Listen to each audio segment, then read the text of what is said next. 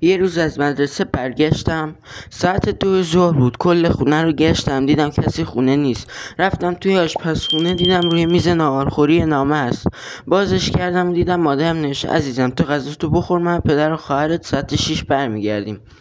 بعد از خوندن نامه رفتم غذامو خوردم و خوابیدم. ساعت 5 بیدار شدم، منتظر موندم تا بیان. ساعت شد 6 7 8 9، خبری نشد. زنگ زدم به مادرم، خاموش بود. زنگ زدم به بابام، جواب داد و گفتم چرا بر نمیگردید. زنگ زدم به مامانم، چرا خاموش بود. بابام با صدای گرفته و لرزون گفت ما الان بیمارستانیم، حال خواهرت بد شده. بعد گفت آماده شو میام دنبالت بریم بیمارستان. من بعد از اینکه با بابام رسیدم بیمارستان، دیدم مامانم بالا سر خواهرم داره گریه میکنه. رفتم پیشش، گفتم چی شده.